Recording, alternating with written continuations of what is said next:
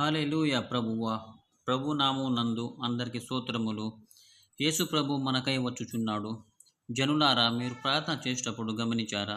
మనం ప్రార్థన చేసేటప్పుడు చాలా వరకు మన కోసమే మనం ప్రార్థన చేసుకుంటాము. కానీ అలా చేయటం వల్ల చాలా వరకు తప్పవుతుంది. ప్రార్థనకు చాలా శక్తి ఉంటుంది. మనము ఎప్పుడైతే వేరే వాళ్ళ కోసం ప్రార్థన చేస్తామో, వేరే వాళ్ళు కష్టాలలో ఉన్నప్పుడు వాళ్ళ కోసం ప్రార్థన చేస్తామో, అప్పుడు నీ ప్రార్థన పవిత్రమైన గాంచి యేసు ప్రభు నీ ప్రార్థనని ఆలకిస్తాడు.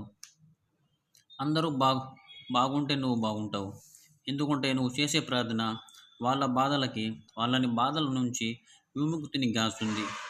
కాబట్టి ఫ్రెండ్స్, మనం ఎప్పుడైనా సరే దేవునికి ప్రార్థించేటప్పుడు ప్రార్థన ఏ విధంగా ఉండాలంటే, మన కోసమే కాకుండా వాళ్ళ కోసం కూడా మనం ప్రార్థన చేస్తే దేవుడు మనపై ప్రేమను కురిపించి మన జీవితం కూడా బాగుంటుంది.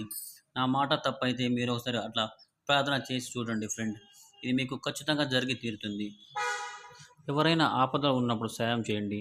మీ సాయం ఊరుకునే పోదు. దేవుడు మిమ్మల్ని గమనిస్తూ ఉంటాడు. కాబట్టి మనం చేసే సాయం మనకి తిరిగి ఏదో ఒక రూపంలో వస్తుంది ఫ్రెండ్. కాబట్టి దేవుని మీద నమ్మకం ఉంచండి. మీరు ఏ కార్యమైనా చేయండి. దేవునిపై భరోసా ఉంచి, నమ్మకం ఉంచి కార్యాన్ని మొదలు పెడితే మీకు సక్సెస్ఫుల్ 100% వస్తుంది. కాబట్టి దేవునికి మీరు ప్రార్థన చేసేటప్పుడు పవిత్రమైన మనసుతో, పవిత్రమైన ఆలోచనతో ప్రార్థన చేయండి. మీ ప్రార్థన కంపల్సరీ సక్సెస్ఫుల్ అవుతుంది. 100% మీరు సక్సెస్ అవుతారు. ఇది నేను కూడా చేసి చూసా కాబట్టి మీకు చెప్తున్నా ఈ విధంగా.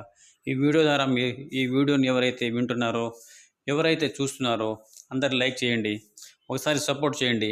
దేవుని కొరకై నేను కూడా చాలా కృషి చేస్తున్నాను. నా వంతు సాయం చేస్తాను.